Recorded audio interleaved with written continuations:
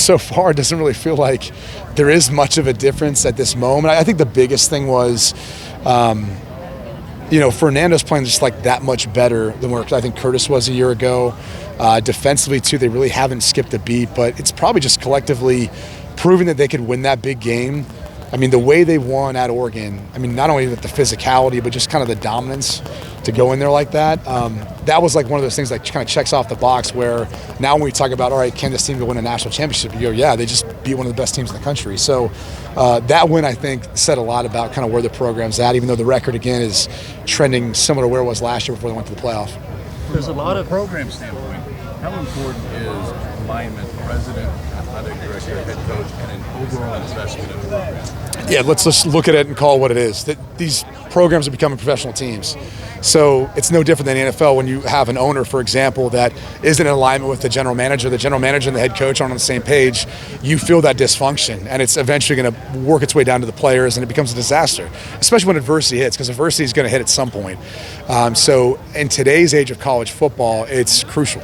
I mean, that's again, you see the universities that can't seem to quite figure it out, or maybe they're like a blue blood and they haven't really got back to where they once were. Oftentimes it's because there's not alignment, and they can't figure out how to get everyone on the same page in an era of college football that's kind of ever-changing.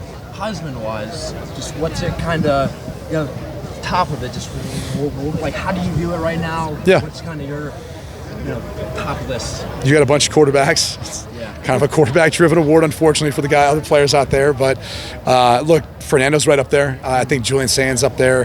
There's a number of guys you can throw into the conversation, and it really comes down to not always, sometimes even the best player in the country. Like I think you put Jeremiah Love on any team, he's probably the best player in the country.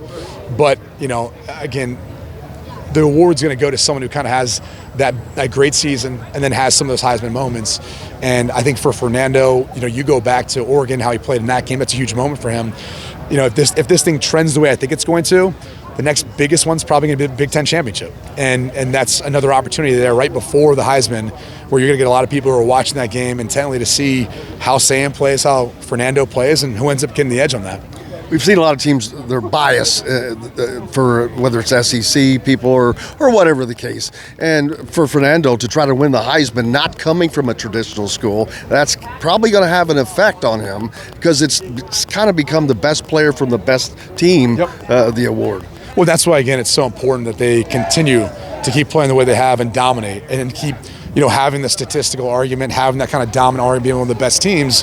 But then when it comes down to that next big game, making sure that you're playing your best football, in that matchup. And that's the only way you can do it, is you've got to just kind of convince everyone and leave no doubt. And it's hard to do, to your point. I mean, look, I played. I know how it was. People think they give you benefit out of Notre Dame, and meanwhile, you got the entire SEC voting against you. Like, no one wants to see a dude from Notre Dame win it. So, trust me, there's only love from the fan base. The rest are all the voters want to vote for someone else. So, I understand the position he's in. He's got his work cut out for him. But if he plays the way he's capable of, and they end up winning out, win the Big Ten, he's going to be there in New York, and won't be shocked if he's hosting up the trophy. All right, guys, we got to wrap Brady up. Thank you, Brady. Thank you.